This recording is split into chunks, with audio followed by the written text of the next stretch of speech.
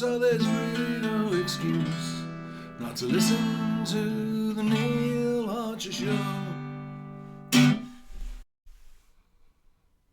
Well, chaps, well, for too long now, the woke brigade have ruled the way in which we can live our lives, how we can describe people, what we're allowed to talk about and what we're not allowed to talk about, and so on.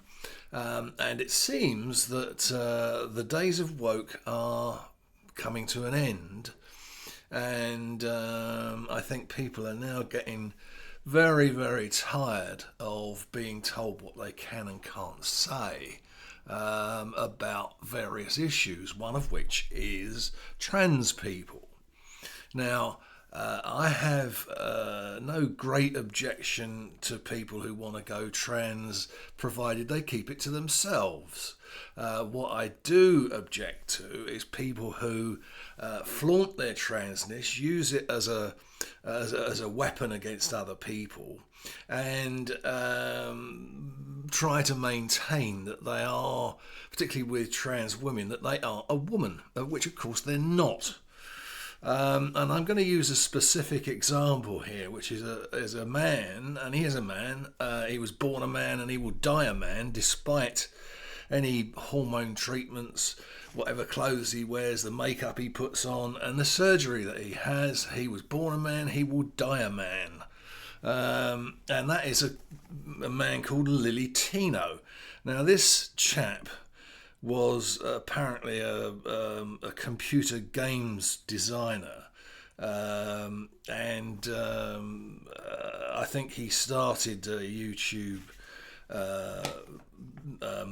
channel as like a side hustle, but I believe he's now gone full-time doing YouTube videos, and he was very successful for a while. But he's such an arsehole. I'd call him a cunt, but that's the one thing that he could never be and never will be. And he's such an arsehole that basically what he does is he goes to restaurants, and if somebody calls him sir, he throws a hissy fit and tries to get free food, and tries to get the poor waiter, whoever served him, sacked. And he says, calling me sir is like a knife in the heart. I mean, what a load of absolute bullshine.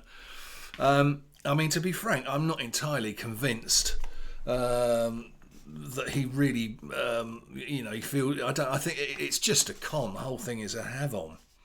The other thing that he does is he often frequents Disney World and Disneyland, and goes into the women's bathrooms, takes photographs of himself with other people in the background who don't want to be in his photographs.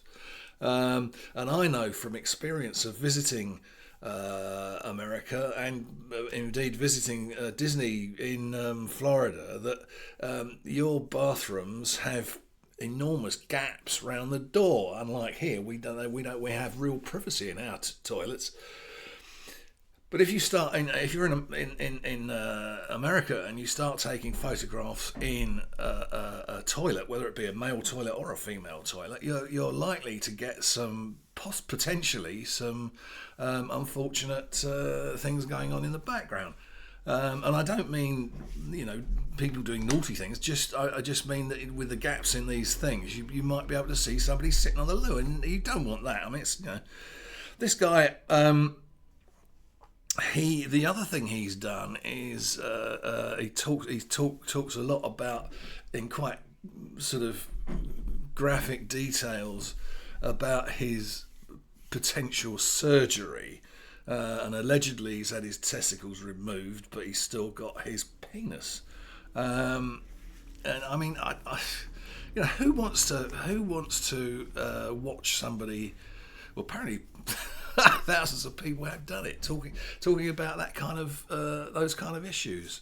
I mean, I could sit here and tell you about the cancer I had in my groin in graphic detail, but I'm not going to. Anyway, I see him as kind of a poster boy, actually, if you like, for the whole trans thing. And but to me, he makes my skin crawl. I mean, he literally makes my skin crawl see videos of him. I mean, he's a chimera.